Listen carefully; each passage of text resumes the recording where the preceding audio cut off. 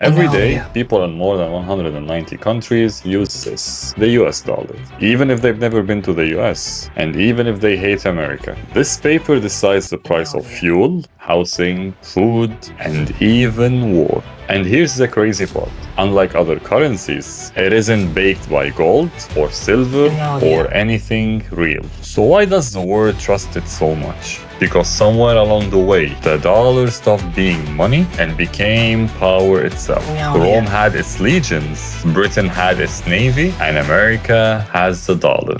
Before the dollar ruled the world, trade was a chaos. Nations used gold, silver, copper, and even spices. A British merchant buying silk from China paid in silver, melted, and weighed. A French trader buying cotton from Egypt paid in gold sovereigns or letters of credit from London. There was no universal money, only trust. Slow and fragile. A clipped coin could ruin a deal, and a sunken ship could erase a fortune. And then came order. During the 1800s, the British pound became the world's anchor, baked by an empire that spanned continents. Whenever Britain ruled, the pound followed, and global trade spoke with a London accent. But empires fade. By the early 1900s, Britain's debts were rising, and new industries were booming elsewhere, and especially in America. The United States was young, loud, and rich. Steel, oil, railroads, the world's new heartbeat. By 1910, American factories outproduced Europe's great powers combined, and gold flowed into New York banks. And then came World War I.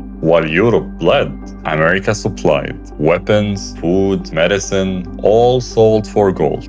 And by the end of the war, the US held nearly half of the world's gold. And with gold came trust. The world financial center started to shift from London to Washington. The dollar wasn't global yet, but the world had found its next pillar. In 1944, World War II wasn't even over yet, but in a quiet resort in Bretton Woods, Hampshire, 730 delegates from 44 nations gathered to rebuild the world's economy before it collapses again. And two men led the debate. John Keynes, the legendary British economist, brilliant, idealistic, wanted to create a new world currency called the Bancor. Neutral, stable, and owned by no nation. Across the table, Harry Dexter White, a tough American Treasury official, had other plans. His idea? No new currency, just use the US dollar, backed by gold, as the world's new anchor. White's argument was simple.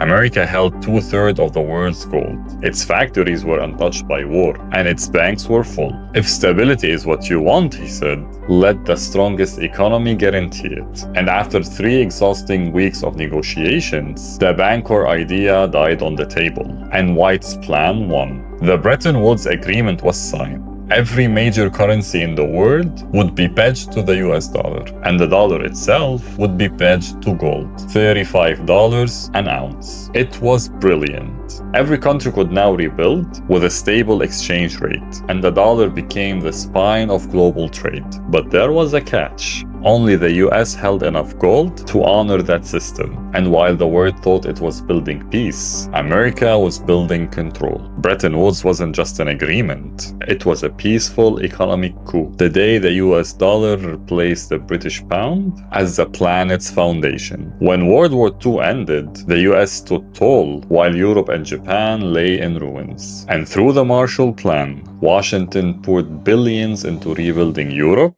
but those dollars didn't just rebuild cities. They built dependency. Factories reopened, trade resumed, and every new loan, new shipment ran through the US currency. The US dollar became the language of commerce. And by the 1950s, global trade, international debt, and savings were all tied to it. America didn't need colonies like the British and the French. It had customers who couldn't function without its currency. But there was a flaw in that system. As the US spent more, Vietnam, social programs, Cold War projects, the dollar flooded the world. But the gold reserves didn't grow, and countries started asking, can we trade our dollars back for gold? France even sent a warship to New York to claim theirs. And it worked for a while, but gold was fast vanishing. Then came August 5, 1971. President Nixon announced on live TV, "I have directed the Secretary of the Treasury to suspend temporarily the convertibility of the dollar into gold."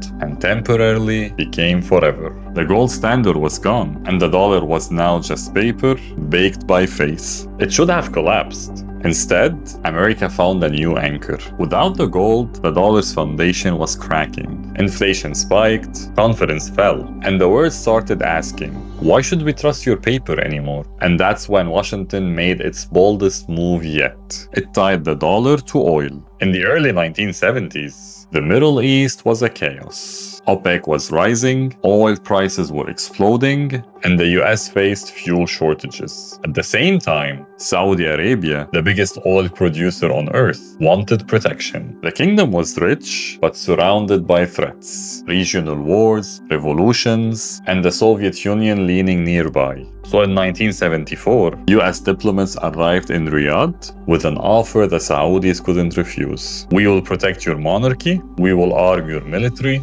and we will buy your oil. All of it. In return, sell your oil in US dollar only. And the Saudis agreed. And within a year, every other OPEC nation followed. And from that moment, oil, the world's lifeblood, could only be bought with dollars. If Japan wanted to buy oil, it needed dollars. If Germany wanted oil, it needed dollars. Even the Soviet had to deal in dollars indirectly. And the result? A permanent global demand for the US currency. And the US could now print what every nation needs to survive. Gold was gone, replaced by oil, diplomacy, and the US military. And the petrodollar was born. It wasn't baked by metal anymore. It was baked by energy, fear, and influence. The world pumped the oil, and the US printed the money. Today, the dollar isn't just money, it's infrastructure, the backbone of debt, trade, and banking. Over 80% of international transactions use it, and most global reserves are held in it. And when the US wants to punish a country, it doesn't need soldiers. It just cuts off the dollar network. Banks freeze, imports die, and economies collapse. And that's modern warfare for you, fought with spreadsheets and not with missiles. Still, challengers are rising. China, Russia, India, all pushing systems that bypass the dollar.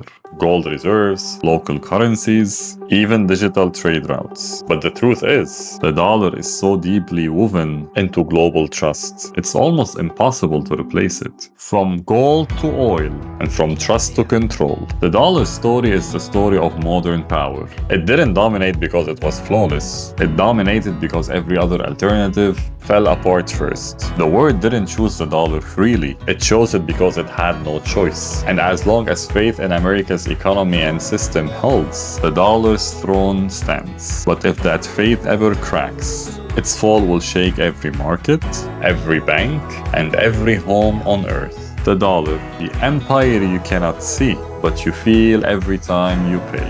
This is the end of today's episode. I hope you enjoyed it. If you did, don't forget to like and subscribe. And if you have any more ideas for me to cover in the next episodes, leave it in the comment. Until next time.